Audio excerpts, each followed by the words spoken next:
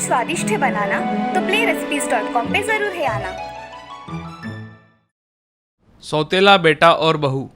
सुंदरपुर नाम के गांव में राघव नाम का एक आदमी रहा करता था। उसकी पत्नी का नाम रमा था। उनको एक बेटा था जिसका नाम था साहिल। साहिल छोटा ही था, तभी उसकी माँ रमा बीमार होने के कारण उसे छोड़कर चली गई थी। अब घर में साहिल अकेला रहा करता था। उसका अकेलापन राघव को खाया करता था। तभी राघव की मौसी एक दिन उसके घर आती है और राघव से कहती है, मैं सोच रही हूँ कि तुम दूसरी शादी कर लो। अरे मौसी, लेकिन मेरा साहिल अभी बहुत छोटा है। पता है मुझे, इसीलिए उसी के लिए तुम्हारी दूसरी शादी करवाना चाहती हूँ। उसको माँ का प्यार मिल जाएगा और वो घर में अकेला भी नहीं रहेगा। ठीक है मौसी, आपने सोचा होगा तो ठीक ही होगा। ठीक है, मैं फिर लड़की देखना शुरू कर देती हूँ। जी। मौसी राघव को एक अच्छी लड़की देखकर उससे शादी करवा देती है। उसका नाम था लक्ष्मी। लक्ष्मी राघव से शादी करने के बाद उसके घर में बहुत अच्छे से रहने लगी थी।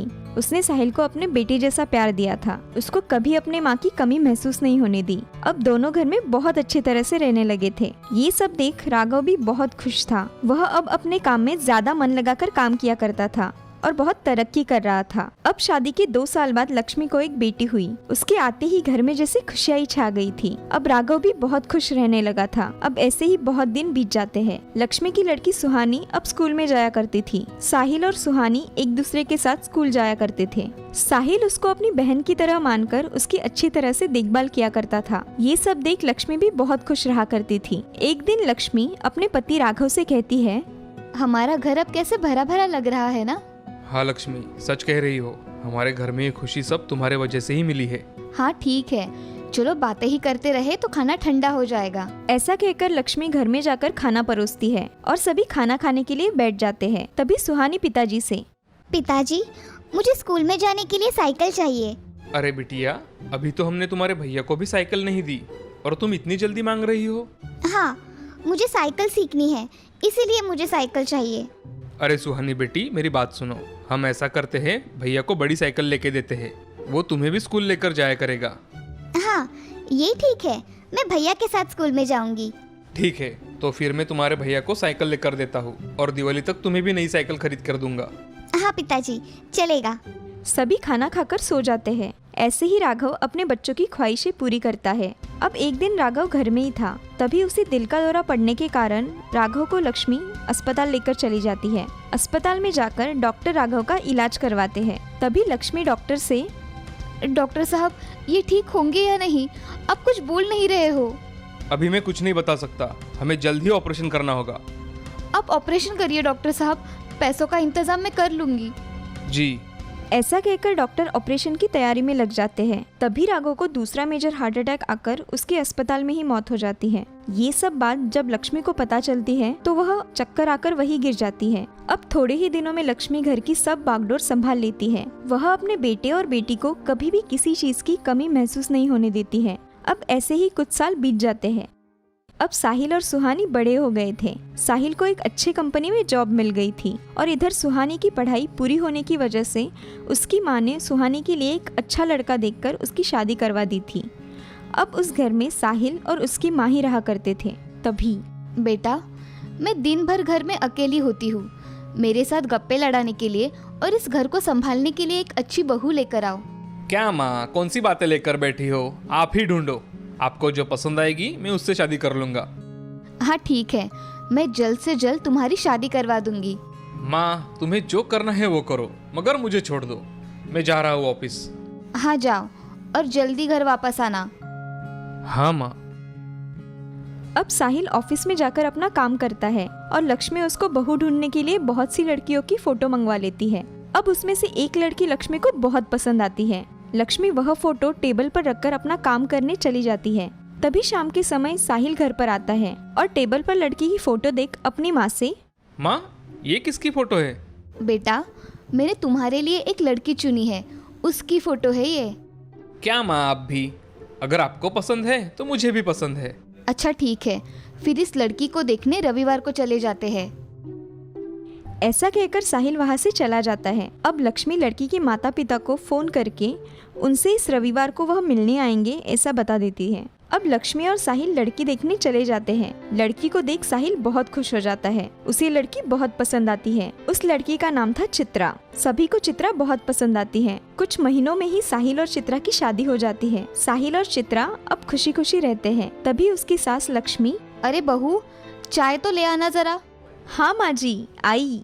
तभी चित्रा चाय लेकर वहाँ आती है और लक्ष्मी को चाय देकर चली जाती है। अब चित्रा और लक्ष्मी का दिन भर का समय बहुत अच्छी तरह से बीतता है। कुछ दिनों बाद चित्रा माँ बनने वाली थी। सारे घर में खुशियाँ छा गई थी। अब साहिल भी बहुत खुश रहा करता था। कुछ दिनों बाद चित्रा ने एक बच्चे को जन्म दिया। लक्ष्मी उसके पोते की देखभाल किया करती थी। उसे क्या चाहिए और क्या नहीं चाहिए ये सब देखती थी। उसकी जान बसती थी चित्रा के बेटे समीर में। जैसे समीर थोड़ा बड़ा हुआ तो समीर बहुत ही शरारत करने लगा था।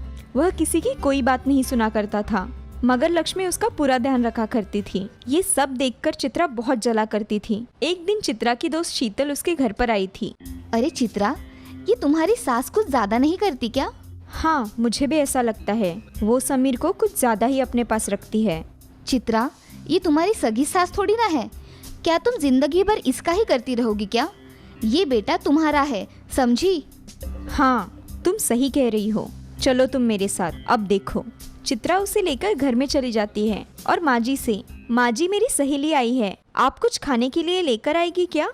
लक्ष्मी को चित्रा की ये बात सुनकर एक आश्चर्य का धक्का लगा, मगर शीतल के सामने होने के कारण लक्ष्मी ने कुछ नहीं कहा। वो अंदर जाकर उन दोनों के लिए कुछ खाने का सामान लेकर आई। अब लक्ष्मी को चित्रा का बदला हुआ रवैया पता चल रहा था, मगर उसे पता नहीं चल रहा था कि चित्रा ऐसा क्यों कर रही है। इसके बावजूद भी लक्ष्मी घर के सारे काम करके अपने पोती की देखभाल किया करती थी। मगर ये सब देख चित्रा के मन में बहुत अलग अलग ख्याल आते हैं। वह मन में ही सोचती है, इस बुढ़िया को सबक नहीं सिखाया तो मेरा नाम भी चित्रा नहीं। अपने विचार साहिल को बताती है। तभी साहिल उससे, चित्रा, तुम ऐसी बकवास मत करो। अगली बार मेरी माँ के बारे में बोलने से पहले सोच लिया करो। तुम सिर्फ मुझे ही बोलो, तुम्हें तुम्हारी माँ ही अच्छी लगती है। अरे ऐसा नहीं है चित्रा, मगर माँ ऐसी नहीं है। तुम्हें पता है क्या, तुम दिन भर घर में थोड़ी ना रहते हो, मुझे सब सहना पड़ता है। अब मुझे सोने दो, बाकी की बातें कल करेंगे। साहिल अब सो जाता है, मगर चित्रा हर रोज साहिल के कानों में उसकी माँ के खिलाफ कुछ न कुछ बातें डालती है। अब साहिल भी चित्रा की बातों में आता है। तभी, मैं सोच रही हूँ कि तुम माँ जी को अनाथाश्रम छोड़कर आओ। हाँ, तुम सही कह रही हो चित्रा। ये हर रोज की बातें अब मुझे बहुत परेशान कर रही है। ये सही फैसला होगा। हाँ, मैं यही सोच रही हूँ। ऐसा कहकर चित्रा वहाँ से चली जाती है। माँ, मुझे तुमसे कुछ बात करनी है। मैं देख रहा हूँ तुम्हारे और चित्रा के बीच बहुत नोकझोंक हो रही है। मुझे लगता है तुम्हें आश्रम में जाना चाहिए। हाँ माँ जी, हम आपको हर महीने मिलने आया करेंगे, आप चिंता मत करो। ये बात सुनकर लक्ष्मी की आंखें भर आती है और वह अपने कमरे में चली जाती है। और यहाँ चित्रा के मन में लड्डू फूट रहे थे। तभी साहिल चित्रा से, चित्रा, मुझे ये सब कुछ बहुत अजीब लग रहा है। कुछ अजीब नहीं है, यही सही है। इससे हमारा भविष्य अच्छा होगा। इधर लक्ष्मी अपने कमरे में आकर रोती हुई सो जाती है। तभी उसके सपने में राघव आता है। लक्ष्मी, मुझे माफ कर दो। तुमने मेरे बेटे को हमेशा सगे बेटे से भी ज्यादा प्यार किया और मेरे बेटे ने ही तुम्हें वृद्धाश्रम भेजने की तैयारी कर दी है। मैं बहुत शर्मिंदा हूँ, मुझे माफ कर दो। आप मुझसे माफी मत मांगिए, आपने कुछ नहीं किया। ऐसा कहकर लक्ष्मी की नींद खुल जाती है। तभी वह आजू बाजू में देखती है तो कोई उसे दिखाई नहीं देता। और उसी समय चित्रा को एक सपना आता है। सपने में, सासू माँ, आप मेरे घर से निकल जाओ। नहीं माँ, तुम दादी को इस घर से नहीं निकाल सकती। अगर तुमने ऐसा किया तो मैं भी तुम्हें तुम्हारे बुढ़ापे में घर से बाहर निकाल दूंगा। नहीं, ऐसा नहीं हो सकता। मेरा समीर मुझे घर से बाहर नहीं निकाल सकता, नहीं। ऐसा कहकर चित्रा चिल्लाते हुए नींद से उठ जाती है। ये सपना देख उसकी आंखें पानी से भर जाती है। चित्रा को उसकी गलती का एहसास होता है। तभी चित्रा लक्ष्मी से, माँ जी, मुझे माफ कर दीजिए। मैंने आपके साथ बहुत बुरा बर्ताव किया, मुझे माफ कर दीजिए। अरे चित्रा, ऐसी बातें नहीं करते। तुम्हें तुम्हारी गलती का एहसास हो गया है, यही बहुत है मेरे लिए। माँ जी, मैंने साहिल के मन में आपके प्रति बहुत बुरी बातें डाल दी, उसके मन में सौतेलेपन की भावना डाल दी, मुझे माफ कर दीजिए। ऐसा कहकर चित्रा जोर जोर से रोने लगती है और लक्ष्मी के गले लगती है। अब ये सब देख साहिल उसके पास आता है। साहिल, मेरे कहने पर तुम माँ जी को आश्रम भेज रहे थे ना, आज मेरे कहने पर माँ जी को हमारे घर में रहने दो। मुझे लग ही रहा था कि कुछ गलत फहमी हो गई है, मगर तुम सुनने के लिए तैयार ही नहीं थी, इसलिए मैं चुप हो गया था। मेरे बच्चों, तुम हमेशा खुश रहो, मुझे और क्या चाहिए। माँ, मैंने कल तुमसे जो कहा उसके लिए मुझे माफ़ कर दो। और माँ, तुम हमेशा मेरे साथ ही रहो। बेटे, मैं तुम्हारी सौतेली माँ हूँ, मगर मैंने कभी तुम्हें अपने बेटे से कम नहीं समझा और तुमने भी कभी मुझे ऐसे लगने नहीं दिया। आज के बाद हम खुशी खुशी रहेंगे। हाँ माँ। ऐसा कहकर साहिल, उसकी माँ, चित्रा और समीर सब एक साथ रहने लगते हैं। इस कहानी से हमें ये सीख मिलती है कि जैसा कर्म करो वैसा ही फल मिलता है। इसीलिए जिंदगी में हमेशा अच्छे कर्म करने चाहिए। सुंदरपुर नाम के गांव में श्याम नाम का एक आदमी रहता था। उसके साथ उसकी माँ शारदा और उसकी बहन सुहानी रहा करती थी। तीनों भी हंसी खुशी रहा करते थे। जब श्याम छोटा था तभी उसके पिताजी गुजर गए थे, इसीलिए उसका लालन पालन शारदा ने ही किया था। अब श्याम बहुत बड़ा हो गया था और उसकी माँ उसके शादी के बारे में सोच रही थी। श्याम, मैं सोच रही हूँ कि तुम्हारी शादी करवा दूँ। माँ, जैसा तुम ठीक समझो, मैं ऑफिस के लिए जा रहा हूँ। ऐसा कहकर श्याम ऑफिस के लिए निकल जाता है। ऑफिस पहुंचकर वो अपना काम करने लगता है। उस दिन उनके ऑफिस में एक लड़की इंटरव्यू के लिए आती है। श्याम को वो लड़की पहली नजर में ही पसंद आ जाती है। वो लड़की दिखने में बहुत सुंदर थी। उस लड़की का नाम था श्रिया। मैं आई कम इन सर? यस, कम इन। श्याम श्रिया की तरफ एकटक देखता ही रहता है। वो उसका इंटरव्यू लेता है और उसे जॉब ऑफर करता है। कुछ देर बाद श्याम की माँ का उसे फोन आता है। अरे बेटा, तुम्हें इस शनिवार को छुट्टी मिलेगी क्या? क्यों माँ, कोई काम है क्या? हाँ, हमें लड़की देखने जाना है। अरे माँ, काम के बीच क्या ये ला रही हो? कोई दूसरा दिन ढूंढ लो। अरे बेटा, एक दिन की तो बात है, बाद में तुम्हें छुट्टी निकालने के लिए नहीं बोलूंगी। हाँ माँ, ठीक है, निकालता हूँ मैं छुट्टी। उस शनिवार श्याम और शारदा लड़की देखने के लिए चले जाते हैं। लड़की के माता पिता उसे बुलाते हैं और जब लड़की आती है तो श्याम के होश उड़ जाते हैं। वो उसकी तरफ देखता ही रहता है। तुम्हें कुछ पूछना होगा तो पूछ लो। माँ, मुझे कुछ नहीं पूछना। ठीक है। अब श्रिया भी वहाँ आकर बैठ जाती है। उसकी नजर श्याम पर पड़ती है और श्याम को देखकर वो दंग रह जाती है। वो मन ही मन कहती है, अरे सर, मुझे देखने आए हैं? माँ, मुझे लड़की पसंद है। हमें तो लड़की पसंद है, बाकी लड़की की भी मर्जी पूछ लीजिए। श्रिया के घर वाले उससे पूछते हैं। श्रिया मुस्कुराकर हाँ कह देती है। सभी लोग बहुत खुश हो जाते हैं। जल्द ही उन दोनों की शादी हो जाती है और अब श्रिया अपने ससुराल आ जाती है। उसका नम्र स्वभाव देखकर ससुराल वाले बहुत खुश थे। ऐसे ही कुछ दिन बीत गए और श्याम की बहन सुहानी अपने हॉस्टल से वापस घर आ गई। सुहानी ने घर वालों से श्रिया की बहुत तारीफ सुनी थी और वो सब सुनकर उसे बहुत गुस्सा आया था। उसने ऐसा क्या किया है कि सब इतनी तारीफ कर रहे हैं? मैंने भी इसको मजा ना चखाया तो मेरा नाम भी सुहानी नहीं। सुहानी दीदी, आप कब आई? मैं अभी आई। किसी को कानो कान खबर नहीं है कि मैं घर आई हूँ। अरे नहीं दीदी, माँ जी आराम कर रही है और ये ऑफिस गए हैं, इसीलिए। ठीक है, मुझे बहुत भूख लगी है, जाओ खाना लेकर आओ। हाँ दीदी, अभी लेकर आती हूँ। अब देख कैसे तुझे मजा चखाती हूँ। कुछ देर बाद श्रिया उसके लिए खाना लेकर आती है। दीदी आपके लिए गरम खाना लाया है, खा लीजिए। अरे भाभी, ये तो पूरा गरम भी नहीं है, जाने दो, मुझे बहुत भूख लगी है, ऐसे ही खा लेती हूँ। अरे दीदी, मैंने तो अब भी गरम करके लाया था, मैं फिर से गरम करके लाती हूँ। अब रहने दो, तुम्हारे नाटक मुझे पता है। दीदी मैं तो।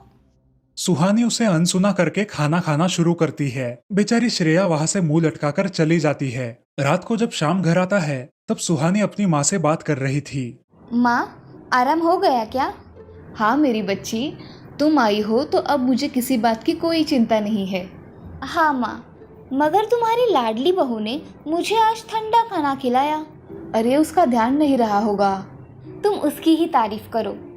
अरे मुझे भी कोई बताओ कि किसकी तारीफ करनी है। तुम कब आए भैया? अरे अभी आया। तू बोल, तू कब आई? आज दोपहर को आई हूँ भैया। अच्छा, मैं हाथ मुंह धोकर आता हूँ, सब खाना खाने बैठेंगे। जी। अब सब खाना खाने बैठ जाते हैं। शारदा सुहानी से कहती है, सुहानी, मेरी बहू ने तेरे पसंद का खाना बनाया है। हाँ माँ, वो तो दिख ही रहा है। श्रिया सबको खाना परोसती है और खुद भी खाना खाने बैठ जाती है। अरे श्रिया, खाना बहुत लाजवाब बनाया है। हाँ बहू, खाना तो बहुत अच्छा बनाया है। इस श्रेया की बच्ची को तो बहुत तकलीफ दूंगी। बहुत वाहवाही लुटने का शौक है ना। अगले दिन सुहानी जल्द ही उठकर काम करने लगती है। ये सब देख शारदा आश्चर्यचकित होती है। कुछ देर बाद श्रेया भी उठ जाती है। देखो माँ, घर की बहुएं कितनी देर से उठती है, फिर भी तुम कुछ भी नहीं बोलती। अरे श्रेया बेटी, थोड़ा जल्दी उठा करो, जिससे तुम्हारे काम जल्दी जल्दी हो जाएंगे। जी माँ जी, मैं अभी नहा के इनका डिब्बा तैयार करती हूँ। हाँ जाओ, और जल्दी आना, बहुत सारे काम पड़े हैं। जी माँ। ऐसा कहकर श्रेया नहाने के लिए चली जाती है। नहाने के बाद जल्दी जल्दी में खाना बनाने लगती है। तभी सुहानी उसे कहती है, अरे भाभी, आज क्या हमें नाश्ता मिलेगा या नहीं, कि ऐसे ही भूख से तड़पते मर जाए। जी दीदी, तैयार हो रहा है, अभी लाती हूँ। थोड़ी देर में श्रेया नाश्ता लेकर आती है और खुद भी नाश्ता करने के लिए बैठती है। तभी अरे श्रेया, टिफिन हुआ है ना? जी हो गया है, आप चाय पीजिए, मैं अभी लेकर आती हूँ। ऐसा कहकर श्रेया किचन में चली जाती है और टिफिन भर के ले आती है। अब दोपहर हो जाने के बाद श्रेया बाजार चली जाती है। बाजार से आते वक्त माँ जी की दवाइयाँ भी साथ में लेकर आती है। अरे बहू, आ गई? तुम्हारे हाथ की गर्मा गर्म चाय पिला दो। जी माँ जी, अभी पिलाती हूँ। श्रेया चाय बनाती है और कुछ सब्जियां धोने लगती है। कुछ देर बाद वो गरम गरम चाय लेकर अपनी सास को देने जाती है, लेकिन उसकी सास कहती है, अरे बहू, ये चाय कितनी ठंडी है। नहीं माँ जी, अभी चाय कप में डाल कर लाई हूँ, अभी कैसे ठंडी होगी? तो क्या मैं झूठ बोल रही हूँ? नहीं माँ जी। ऐसा कहकर शारदा श्रेया के हाथ पर वो गरम चाय डालती है। आह! है गरम चाय? काम के मामले में मुझे कोई कमी नहीं चाहिए। जी माँ जी। बेचारी श्रेया रोते रोते वहां से किचन में चली जाती है। अपने हाथ को मलहम पट्टी लगाकर फिर से अपना काम शुरू कर देती है। तभी सुहानी उसे आवाज देती है, भाभी, मैंने आपको एक क्रीम लाने को बोला था, आप लेकर आई हो क्या? हाँ, लेकर आई हो दीदी। श्रेया सुहानी को क्रीम देती है और वहां से चली जाती है। अब हर रोज ऐसा ही चलने लगा। सुहानी और शारदा श्रेया को तंग करने लगी। माँ, मैंने तुमसे कहा है ना कि मेरी चीजों को हाथ नहीं लगाना। हाँ पता है, किसी ने हाथ नहीं लगाया है तेरी चीजों को। अब चोर से पूछ लो। किसने हाथ लगाया है इसकी चीजों को? माँ जी, मैंने नहीं लगाया हाथ, मैं तो यहाँ आई भी नहीं। माँ, इसके सिवा और कौन आता है? इसने मेरा परफ्यूम चुराया है। नहीं दीदी, मैं क्यों चुराऊं? माँ, चलो इसके कमरे में, देखते हैं किसने चुराया है। ऐसा कहकर सुहानी श्रेया के कमरे में जाकर उसका परफ्यूम ढूंढने लगती है। उसे एक जगह वो परफ्यूम छुपाया हुआ दिखाई देता है और सुहानी अपनी माँ से कहती है, माँ, देखा तुमने? हाँ मेरी बच्ची, ये तो चोर निकली। नहीं माँ जी, ये परफ्यूम कहाँ से आया मुझे नहीं पता, मैंने कुछ नहीं किया है माँ जी। शारदा गुस्से में आकर श्रेया के गाल पर एक जोरदार तमाचा मारती है और वहां से चली जाती है। ये सब देखकर श्रेया बहुत रोने लगती है। ऐसे ही रात हो जाती है और शाम घर आता है। श्रेया के गाल पर पड़ा हुआ लाल निशान देखकर शाम उससे पूछता है, श्रेया, तुम्हारे गाल को क्या हुआ है? इतना लाल क्यों पड़ा है? जी कुछ नहीं, मैं खाना लगाती हूँ, आप फ्रेश होकर आइए। ऐसा कहकर श्रेया किचन में चली जाती है। सब लोग खाना खा के सो जाते हैं। अब ऐसा ही हर रोज होने लगा। हर रोज घर में झगड़े होने लगे। सुहानी और शारदा श्रेया को बहुत परेशान करने लगी। ऐसे ही एक दिन, माँ, मुझे उसे तकलीफ देकर बहुत खुशी मिलती है। हाँ, मुझे भी। तभी श्रेया वहां आती है और अपनी सास से कहती है, माँ जी, मैं बाजार जा रही हूँ, कुछ सब्जियाँ खरीद कर लानी है, साथ में आपकी दवाइयाँ लेकर आऊंगी। हाँ जाओ, और जल्दी आना। श्रेया घर से बाहर पड़ती है। इधर सुहानी भी बहुत थकी होने के कारण अपने कमरे में सोने चली जाती है। शारदा अपने कमरे में किताब पढ़ रही थी और अचानक उसे दिल का दौरा पड़ गया। वो जोर जोर से चिल्लाने लगी, सुहानी, ओ बिटिया सुहानी, जल्दी आओ बेटी। श्रेया बाहर जाते वक्त अपना मोबाइल घर पर भूल गई थी। वो अपना मोबाइल लेने अपने कमरे में गई। तभी उसे सास की आवाज सुनाई दी। वो तुरंत शारदा के कमरे में गई। माँ जी, आपको क्या हुआ है? उठिए ना। सुहानी दीदी, सुहानी दीदी। श्रेया शाम को फोन कर देती है और सुहानी को आवाज लगाती है, मगर सुहानी सोई होती है। श्रेया तुरंत एक रिक्शा बुलाकर अपनी सास को अस्पताल में लेकर जाती है। कुछ देर बाद सुहानी नींद से उठती है। उसे घर में कोई दिखाई नहीं देता। वो अपनी माँ को फोन लगाती है। तब उसे पता चलता है कि उसकी माँ को दिल का दौरा पड़ा है। सुहानी तुरंत अस्पताल जाने के लिए निकलती है। अस्पताल में पहुंचकर अपनी माँ को देखकर सुहानी रोने लगती है। कुछ ही देर बाद श्याम वहाँ आता है। सुहानी, तुम तो घर में थी ना, तुम्हें माँ की आवाज नहीं सुनाई दी? नहीं भैया, मुझे आवाज़ नहीं सुनाई दी। आज श्रेया घर पे वापस ना आती तो हमने हमारी माँ को खो दिया होता। सुहानी रोने लगती है। दीदी आप चिंता मत करो, माँ जी जल्दी ठीक हो जाएगी। हाँ श्रेया, मुझे माफ़ कर दो। मैंने तुम्हारे साथ बहुत बुरा बर्ताव किया। अरे नहीं दीदी, आपने कोई बुरा बर्ताव नहीं किया, माफी मत मांगो। तभी डॉक्टर वहाँ आते हैं। अब आप मरीज से मिल सकते हैं, मगर ज्यादा बातें मत करना। शाम श्रेया और सुहानी शारदा से मिलने अंदर जाते हैं। शारदा आंखें खोलती है। मुझे माफ़ कर देना मेरी बच्ची, मैंने तुमसे बहुत बुरा बर्ताव किया, फिर भी तुमने मेरी जान बचाई।